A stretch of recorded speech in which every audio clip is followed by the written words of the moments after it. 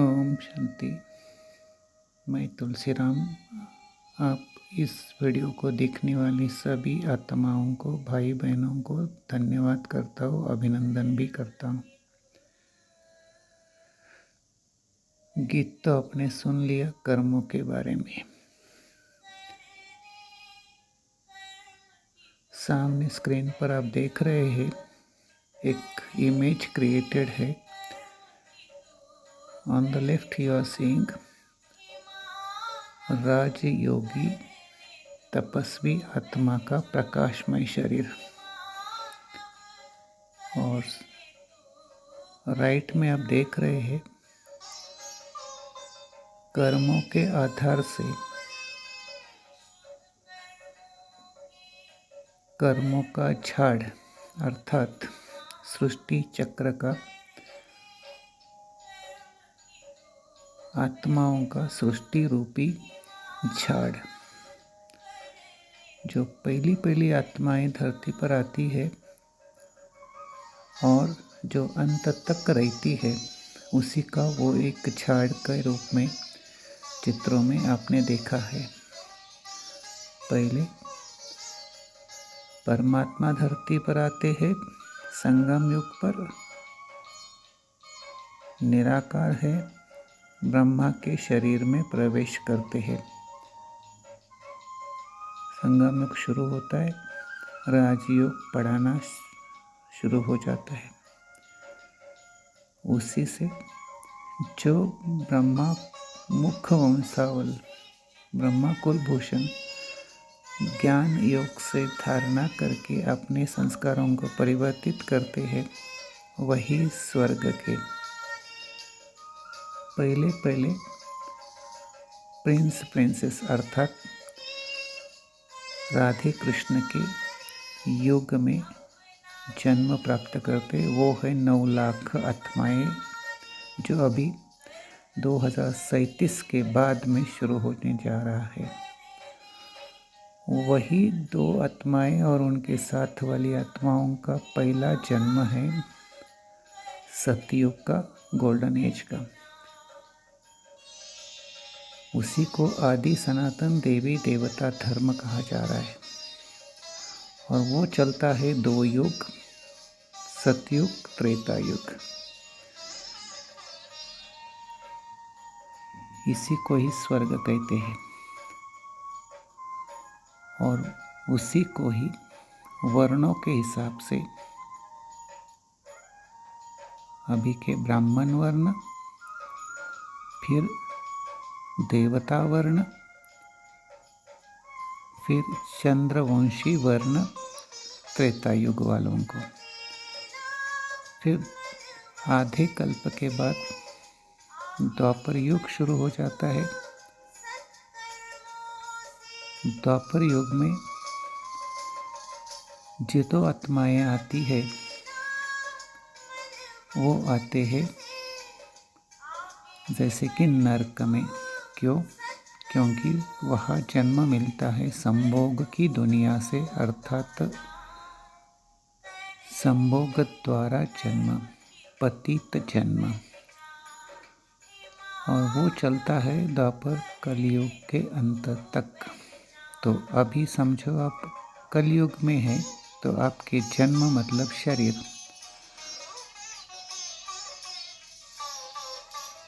कैसे पैदा होते? वो होते हैं संभोग के बल से, बल भी नहीं कहेंगे। और सतयुग त्रेता में संभोग नहीं होता है, योग बल है, और वो योग बल अभी ईश्वर हमको सिखा रहे, उसको राजयोग कहते हैं, जो आप तस्वीर में देख रहे हैं। और उसी का पहला योग बल का प्रिंस ऊपर में आप श्री कृष्ण की इमेज पे देख रहे हैं। ये मैं आपको इसलिए दिखा रहा हूँ कि समय को पहचानिए, विश्व परिवर्तन को पहचानिए, और अपने अगले जर्नी के लिए पास्ट, प्रेजेंट, फ्यूचर के बारे में सोचकर जो भी संकल्प करने, कदम उठा लीजिए। यही राइट टाइम है, सही समय है ज्ञान से अपने कर्मों को बदलाना। कर्म अर्थात आत्मा जो भी शरीर के ऑर्गन द्वारा कर्म करते हैं। पहला कर्म होता है सोचना, बोलना और प्रैक्टिकल में करना। जिसके जैसे कर्म वैसे फल। और ये जब पहचानेंगे तो आपको ये बहुत अच्छा लगेगा और अपने कर्म अभी श्रेष्ठ होते जाएंगे। यही मेरी शुभ भावनाएं, शुभकामनाएं। ओम शांति। परमात्मा के और 2-4 वाक्य, महावाक्य आप सुन लीजिए। उनकी ही मुख कमल द्वारा अर्थात ब्रह्मा के मुख कमल द्वारा मुरली की तारीख है 27 जनवरी 1968। ओम शांति।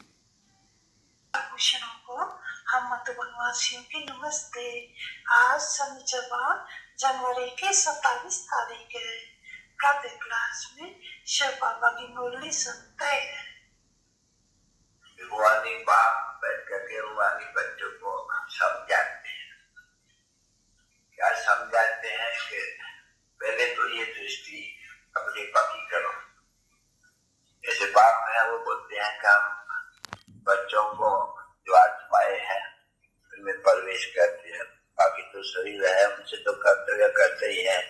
सुनते भी शरीर के कानों द्वारा है, और तो सुनता कौन है भाई? आत्मा सुनती है। आत्मा का तख्त कौन सा है? ये विभूति। तो वास्तव में क्या करना चाहिए? पहले बैठ कर करके भाइयों को देखना चाहिए। या बाप बैठ करके बच्चों को देखते हैं, या ये जो भाई है वो भी बैठ करके अपने भाइयों को देखते हैं। पहले तो ये दृष्टि पक्की करो। जब ये दृष्टि पक्की होती जाएगी तभी वो जो ख्यालात आते हैं वो आस्ते आस्ते बंद हो जाएगा। वो देवा बढ़ जाएगी। हम भाई को समझाते हैं, सब भाई है, और बाबा भी हमको कभी समझाए भाई है। और बच्चों को हम बैठ करके ये राज्य सिखलाते हैं। तो आत्मा सुनती है, आत्मा चुप करती है। अगर आत्मा न हो इस व्यक्ति के बीच में तो चुप भी न करे तो सुनते हैं तो कान फैलाते हैं। ये आत्मा कान फैलाती है। तो पहले तो ये दृष्टि पक्की करनी चाहिए बच्चों को। देखना होते हैं तभी भी पहले ख्यालात में आवे तो और कोई के ख्यालात में अपमान का ख्यालात वो भूल जावे, क्योंकि ये इसमें मेहनत बहुत है। सब्जेक्ट है नंबर 1 ऊंची सब्जेक्ट जो होती है बच्चे दैनिक गुण धारण करना, ये करना है। इसमें क्या होगा?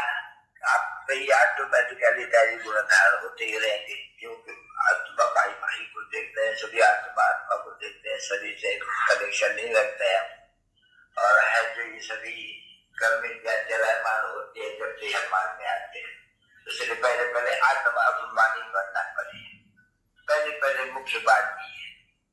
जब ऐसे हो तभी तो बच्चों में फिर ताकत आवे।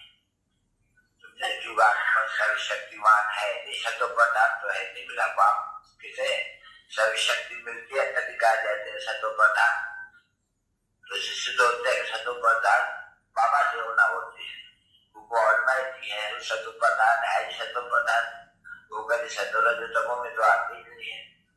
तो पहले दृष्टि बिल्कुल ये पक्की करनी होती है, तब कहेंगे हम आत्मा अभिमानी है। नहीं तो देह अभिमानी है। आज